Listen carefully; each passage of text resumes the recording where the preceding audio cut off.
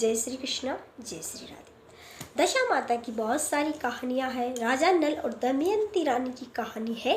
इसके अलावा मैंने आपको 2-3 कहानी सुनाई है और आज ही आपको कहानी और सुनाती हूँ। आपको जैसी अच्छी लगे उसके हिसाब से सुन लीजिए, परंतु जिस दिन 10वें दिन का व्रत करे उस दिन नल राजा की कथा अवश्य सुनें। एक गांव में एक ब्राह्मणी रहती थी। उसका एक लड़का था। एक दिन वह लड़के से बोली कि बेटा कुछ काम करो जिससे अपना निर्वाह हो सके।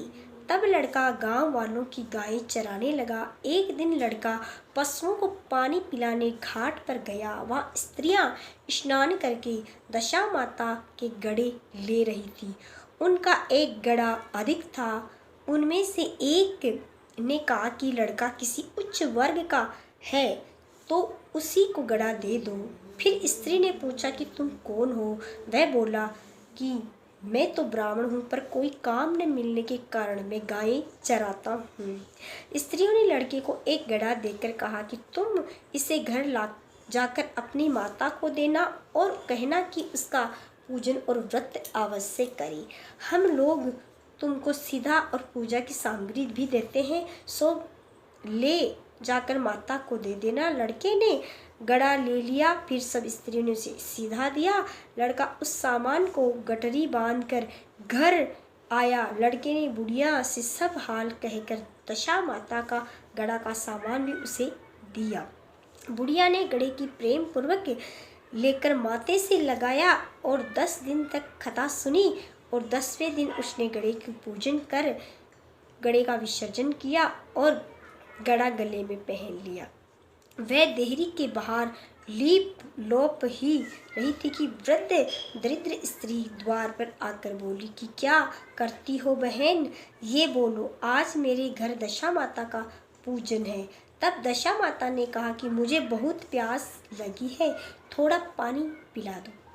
तब बुढ़िया ने कहा जरा तुम ठहरो, कटोरी ढूंढ लाऊं, तब तुमको पानी पिलाऊंगी। बुढ़िया कटोरी लेने अंदर गई। तब एक मेली कुचेली बुढ़िया जो स्वयं दशा माता थी, उसने परिंदे पर एक सोने का घड़ा रखकर अंतर ध्यान हो गई। बुढ़िया कटोरी लेकर जो ही परिंदे के पास गई, वहाँ सोने का घड़ा देखकर घबराई और सोचने लगी कि ये कहाँ की बला आ गई, इसे कौन छोड़ गया, मुझे चोरी लगेगी, बुढ़ापे में इज्जत जाएगी। इस चिंता में बुढ़िया ने खोज से बाहर निकली। तब तक लड़का आ गया था। वह बोली कि एक बुढ़िया न जाने कहाँ से आई और यहाँ सोने का घड़ा रखकर गई है। लड़के ने कहा कि वह तो दशा माता थी, उन्होंने ये घड़ा तुमको दे दिया है। अब कि जो फिर आवे तो उसका अच्छी तरह से स्वागत करना। अब बुढ़िया नदी में नहाकर आई तो सामने सोने का घड़ा भरा दिखाई दिया और उत्तम वस्त्र एक किनारे रखे थे। बुढ़िया ने किसी से पूछताछ नहीं किए बिना उन वस्त्रों को पहन लिया और घड़ा हाथ में लेकर वह जो ही चलने लगी, तैयार हुई 4 कहार डोली लेकर आए और बुढ़िया से बोले कि यह डोली तुम्हारे लिए आई है, इसी में बैठकर घर चलो। आगे देखती क्या है कि जहाँ टूटी फूटी झोपड़ी थी, वहाँ कंचन के महल खड़े हैं। बुढ़िया ने महल के भीतर श्रद्धा और भक्ति पूर्वक दशा माता के घड़े की पूजा की और अंत में हाथ जोड़कर ये वरदान मांगा कि हे माता रानी, जैसे तुमने मुझको ये संपत्ति दी है वैसे ही मेरे लड़के का विवाह हो जाए, तब ये सब शोभा देगी।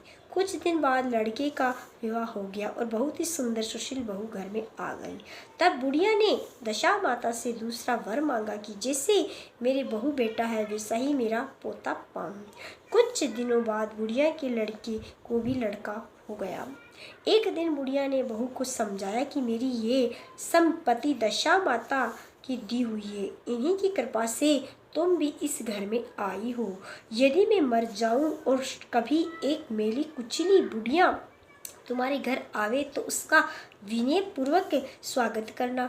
यदि उसकी नाक बहती हो तो उसे आंचल के छोर से पोंछना, घिन मत करना। जब कभी दशा माता के गड़े पड़े तब उसका अवश्य लेना और श्रद्धापूर्वक उसकी पूजा करना।